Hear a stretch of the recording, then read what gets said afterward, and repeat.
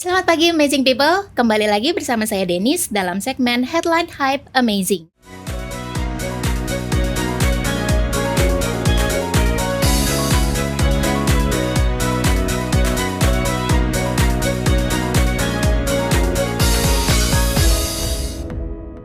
Melaporkan dari Studio 1 Amazing Team, hari ini saya akan mengajak teman-teman untuk melihat sisi lain dari penyakit kritis. Bukan hanya dari segi medis, tapi juga dari segi finansial. Karena kebanyakan dari kita hanya menyiapkan biaya rumah sakit. Padahal ada banyak biaya yang akan muncul yang tidak bisa mungkin ditanggung oleh asuransi. Di akhir nanti saya akan tutup dengan ilustrasi sederhana untuk menggambarkan besarnya resiko yang tersembunyi di balik sakit kritis. Oke, tanpa lama-lama lagi, hari ini kita kedatangan narasumber yang luar biasa, yaitu Dr. Jose Rizal Esra dari Mitra Keluarga. Welcome, dokter. Thank you. Thank you. Apa kabar hari ini, dok? Puji Tuhan sehat, luar biasa. Terima kasih sudah menyempatkan waktu menjadi narasumber di Headline Hype Amazing kita ya, dok ya. Thank you. Nah, dok, hari ini kita mau ngobrol-ngobrol tentang penyakit kritis nih, dok. Oke. Ya, topik seputar penyakit kritis yang selalu buat penasaran. Sakit kritis masa nggak di cover asuransi? Oke. Nah, ternyata sampai saat ini, dok, masih banyak loh orang-orang yang belum paham nih mengenai asuransi penyakit kritis. Oke, dok, boleh sedikit dijelaskan ya, apa sih penyakit kritis dari segi medis? Oke. Penyakit kritis kalau secara medis definisinya itu penyakit-penyakit yang butuh penanganan secara cepat. Terus kemudian kalau nggak dilakukan cepat, dia akan mengancam nyawa. And then setelah treatment terhadap penyakitnya kita obatin, akan ada treatment lanjutan lagi. Jadi secara medis dia nggak hanya selama pengobatan itu aja, tapi setelah pengobatan kondisinya stabil, akan ada banyak lagi rentetan lagi di belakangnya yang kita kerjakan supaya si pasien ini tetap sustain gitu lah. Oke. Oh, berarti selain dari harus penanganan yang cepat dan serius, kemudian jangka waktunya juga panjang ya, dok ya, untuk panjang. Oh, oke. Boleh disebutkan, dok, untuk zaman sekarang nih, dok ya, karena perubahan lifestyle, penyakit kritis paling apa yang paling banyak ditemukan di Indonesia, khususnya di Rumah Sakit Mitra Keluarga, dok? Oke. Yang pertama yang banyak dan karena dia sering berulang ya datang ke rumah sakitnya. Itu yang pertama pasti gagal ginjal. Apalagi gagal ginjal yang sudah stage akhir tuh. Jadi dia kan pasti akan cuci darah terus gitu ya. Dan terus yang kemudian kedua tuh cancer. Mungkin yang paling banyak di kami itu cancer mame, breast cancer, kemudian cervix cancer ya, kanker rahim. Terus kemudian yang ketiga itu mungkin jantung ya. Jantung, jadi ya serangan jantung, penyempitan jantung, terus pembengkakan jantung dan lain-lain. Dan yang terakhir mungkin stroke, mau either itu stroke perdarahan atau stroke penyumbatan, ya itu sakit-sakit kritis yang banyak di kami lah. Paling banyak ditemuin ya, dok ya. Biasanya itu menyerang usia rentan dari umur berapa sampai berapa sih, dok, untuk sakit-sakit kayak gitu? Oke, jadi sebenarnya kalau sakit kritis ini mostly tuh paling banyak di umur 44 sampai 64 tahun. Hampir semuanya antara mulai gagal ginjal, kemudian cancer, kemudian jantung, kemudian stroke. Itu mostly di umur 44 sampai umur 64 tahun gitu. Nah, second layernya itu baru pasien-pasien di umur 64 tahun karena biasa kalau di atas itu kan memang biasanya penyakit degeneratif, sudah tua dan lain-lainnya. Tapi yang makin kesini penyakit-penyakit kritis ini kayak gagal ginjal, stroke dan lain-lain itu kayaknya mulai bergeser deh ya, makin bergeser ke yang muda-muda ya. Even 30 ya, dok ya. Iya, ini mulai banyak. Jantung tuh mulai banyak, stroke mulai banyak di umur 30-an sekarang. Gagal ginjal juga kayaknya mulai banyak di umur 30-an deh sekarang ini. Waduh, berarti siapapun bisa terkena ya, dok ya. Udah nggak bisa bilang lagi nih, oh saya masih muda ya. Masih muda ya, masih aman gitu ya. Nggak ada kata aman sekarang, nggak ada kata aman. Nggak ada kata aman lagi. Nah, kira-kira ada nggak sih, dok? Biasanya kalau yang kata dokter bilang ya 44 atau mungkin udah mulai bergeser ke umur 30. Nah, itu apakah langsung stage menengah atau biasanya kalau umur segitu tuh dari stage awal dulu gitu, dok? Pasti yang kalau di 44-an itu di range umur 44 sampai 60-an itu pasti itu udah yang di akhir-akhir ya. Pasti makan mulai pasti 44 stage ya, akhir. ya. Oke. Mungkin yang akan dia mulai bergejala tuh mulai dari umur 30-an, mungkin 30-an akhir 35-an itu tuh udah mulai bergejala, mulai pelan-pelan gejalanya keluar, kemudian ya mungkin sampai terakhir-terakhirnya. Kadang-kadang kan orang di Indonesia datang kalau udah udah parah ya. Jadi di awal-awal 30-an mungkin dia udah ngerasain, tapi kan nggak ini ya, nggak males gitu datang ke dokter, ngecek juga males. Gitu. Jadi begitu datang ke dokter udah jelek. Oke. Dan rentan pemulihannya kira-kira berapa lama dok ya untuk sakit kritis? Kita ngomongin apa dulu nih?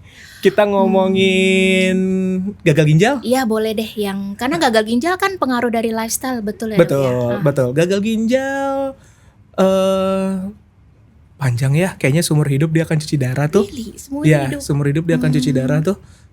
Mungkin seminggu 2-3 kali cuci darah.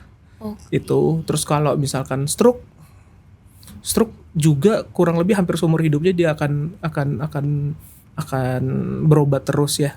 Karena pasti kalau misalkan contoh saudara-saudara kita yang kena stroke kemudian plegi itu lemah sisi badannya, dia kan nggak bisa ngapa-ngapain lagi ya. Jadi dia pasti harus fisioterapi, harus apa segala macam. Itu juga harus rutin, at least mungkin seminggu 2 kali atau seminggu sekali gitu. Jadi ya panjang perjalanan penyakit-penyakit yang gagal ginjal, stroke dan lain-lain itu yang masuk ke dalam sakit kritis itu panjang perjalanannya.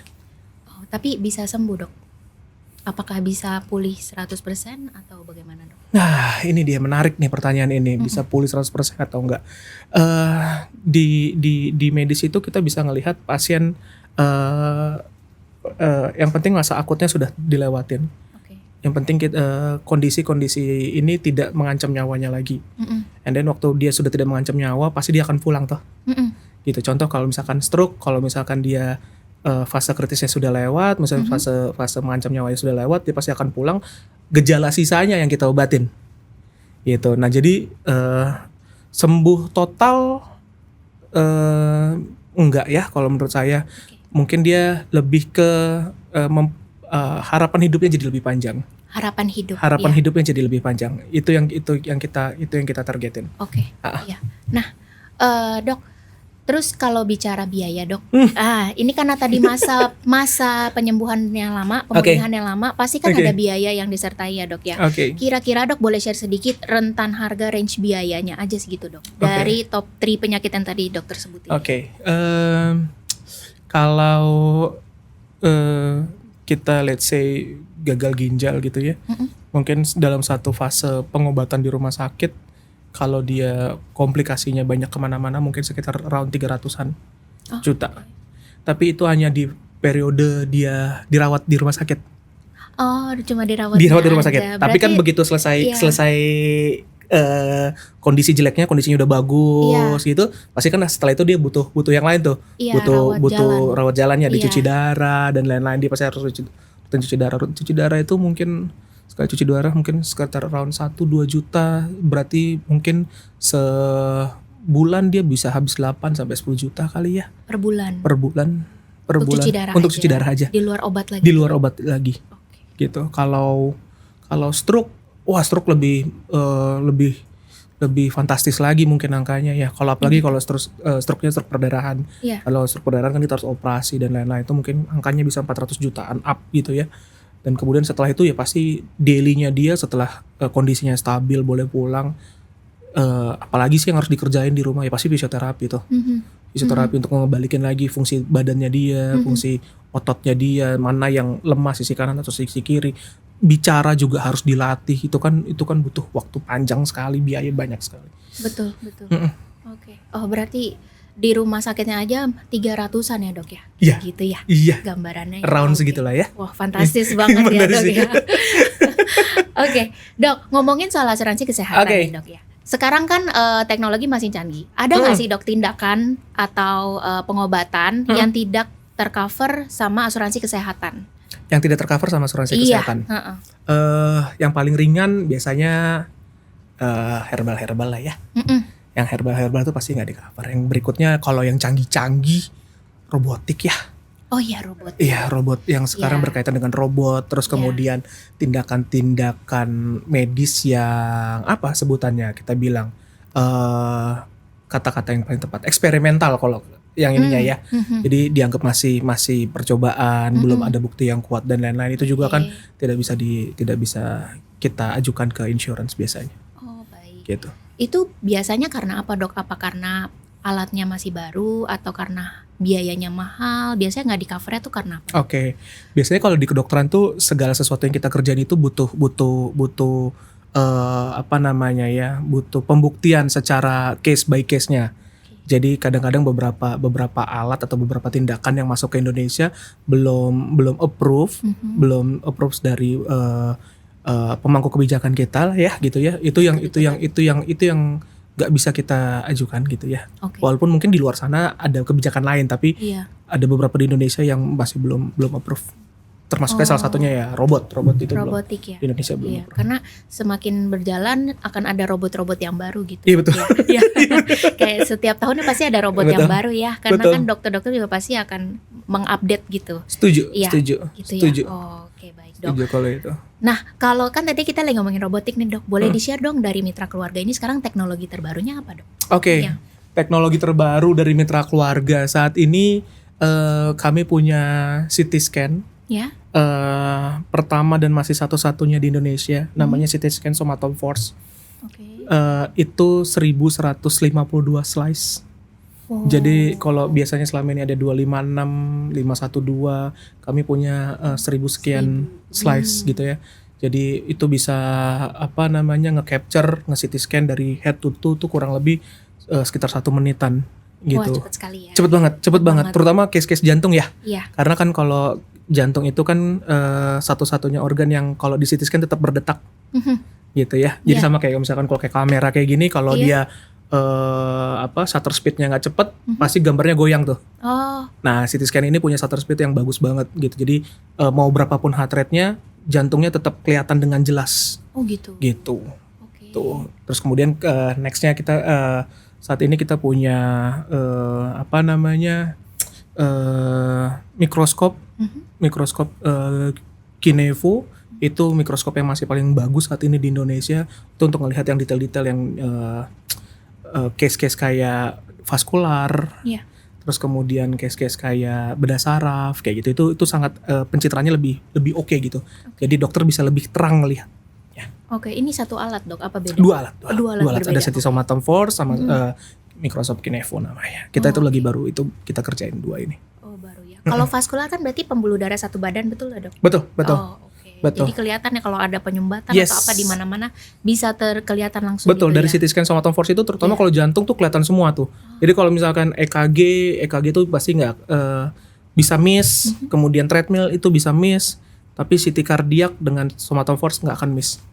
Oh gitu. Kalau ada dibilang penyumbatan, pasti penyumbatan. CT kardiak namanya. Betul, ya? CT kardiak. Somatom Somatom Force. Kita sekarang pakai nama CT scan-nya namanya Somatom Force. Somatom Force. Oke, keren banget ya dok ya. Oke. Nah, berarti dengan kemajuan teknologi seperti itu yang udah keren banget, berarti kita juga harus selalu prepare ya dok ya, dengan biaya-biaya yang kemungkinan masih belum bisa di-cover oleh pihak asuransi gitu ya dok ya.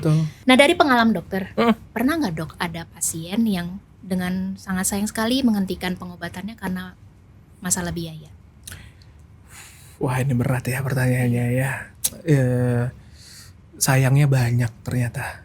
Ya sayangnya banyak di Indonesia atau khususnya di rumah sakit kami yang sudahlah stop saja.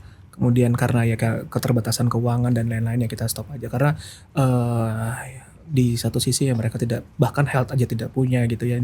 Insurance untuk health aja tidak punya. Itu yang menjadi kesedihan kita juga ya. Gitu. Jadi sampai padahal kita masih bisa berjalan panjang, kita masih bisa berjuang dengan panjang, tapi karena keterbatasan itu ya banyak lah ya cerita-cerita itu. Bahkan sampai even masuk UGD aja sudah tahu diagnosanya apa, penyakitnya apa, kemudian biasanya kan kita tetap harus menjelaskan secara SOP, kita harus menjelaskan biayanya apa dan lain-lain. Itu mundur, banyak sekali mundur. Oh gitu, dari IGD pun udah banyak yang mundur. Di IGD banyak mundur. Oh sedih banget ya dok ya kalau kayak gitu ya. Nah kalau misalnya nih orang sampai terkena sakit kritis nih dok ya, kira-kira itu akan seberapa mempengaruhi kehidupan selanjutnya sih dok, dari segi psikis, mentalnya gitu loh dok. Selain di luar biaya ya, dari tadi kita udah ngomongin biaya kan soalnya. menariknya itu teman-teman yang sakit kritis sekarang itu bergeser ke usia yang produktif ya. Ya, Mulai dari starteran 30-an sampai 40-an itu kan usia-usia produktif ya. betul. Usia-usia di mana sebenarnya semangat kerjanya, semangat untuk bisa melakukan sesuatu Ya. itu lagi tinggi-tingginya Hmm. masalahnya. Cuman the other side itu penyakit kritis juga mulai mengintai di umur-umur segitu.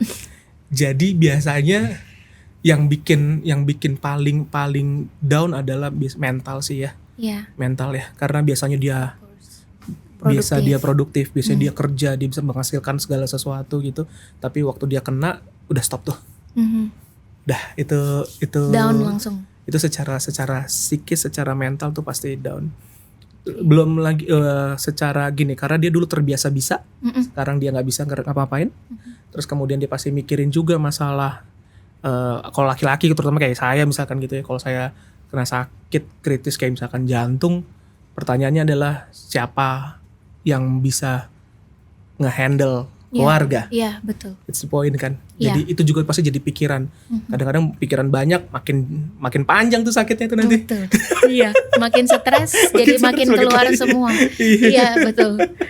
Iya, jadi ya seberapa impact sakit kritis terhadap kehidupan, itu sebenarnya sangat-sangat impact ya. Jadi sangat berimpact sih kalau sakit kritis ini, karena long term kan. Iya, Permasalahannya kan long term ini. betul.